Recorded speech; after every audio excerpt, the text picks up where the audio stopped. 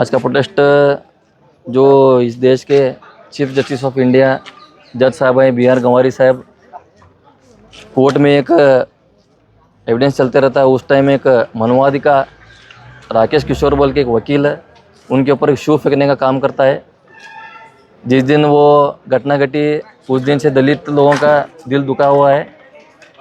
उसका विरोध करके आज बीजापुर में कर्नाटक भीम आर्मी कर्नाटक संगठन की तरफ से प्रोटेस्ट किया गया था।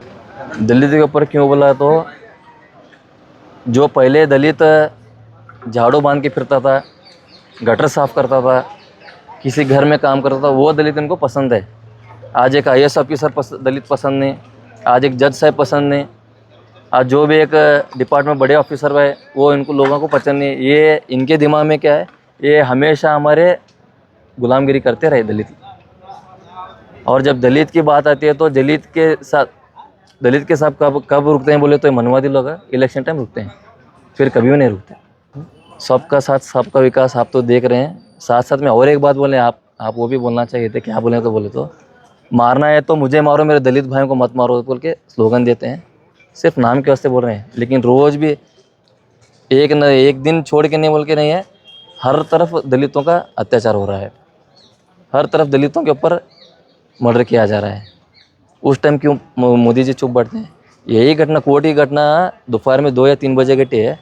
रात के 12-1 बजे हमारे मोदी साहब ट्वीट करते हैं, अभी पता चला बोल रहे। इसका मतलब हमारा प्रधानमंत्री इतना पीछे है।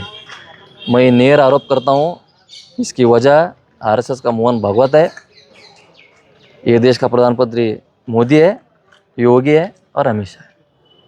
हमें भी न्याय के अंदर न्याय पूछ के बस हो गया है। ओपन स्टेटमेंट मैंने दिया हूँ, अगर ऐसा संविधान के साथ छेड़छाड़ी करना है तो बाबा साहब के साथ छेड़छाड़ी करना है तो हमारे समाज से छेड़छाड़ी करना तो ओपन बोलो। क्यों बोले तो हमारा दलितों का इतिहास है, कुछ लोगों को इतिहास पता नहीं है, तो जाके भीमा गोरेगांव में देखो वहाँ की घटना क्या घटी है। वो तो असंवैधानिक वर्ड है, उसके ऊपर FIR होना चाहिए था।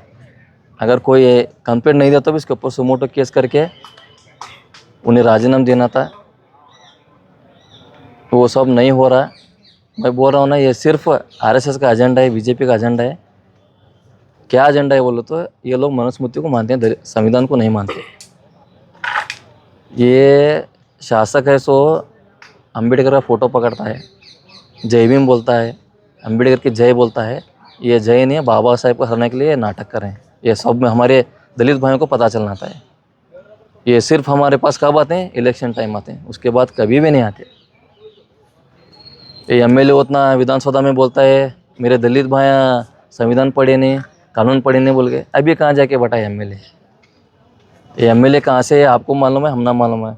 एक मुस्लिम समाज के में हाईलाइट हो के ईद के टाइम टोपी पहन के शुरकुम्बा पी के मुसलमानों के घर में बिरयानी के भोगोने से पैदा हुए सो है इंसान है।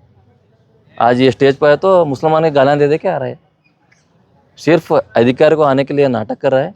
आते दिनों में बीजापुर नगर के हिंदू मुस्लिम दलित मिला के इसको जवाब देते हैं। देखो, गुलामगिरी तो पहले से है, कुछ लोग गुलामगिरी के साथ रहना चाहते हैं।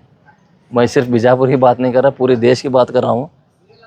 सभी मेरे भाई हैं, लेकिन मैं इनको विनती क्या करता हूँ, आप कोई भी पार्टी में रहो, क्या भी करो, लेकिन जिस दिन समाज की बात, बाबा साहेब की बात, संविधान की बात आती है ना, सब एकजुट होकर पोराट करना। स्वतंत्र अभी हमारे को स्वतंत्र नहीं मिला, दलितों को पूरा स्वतंत्र भी नहीं, पूरा संविधान भी अभी संविधान पर चल रहा नहीं।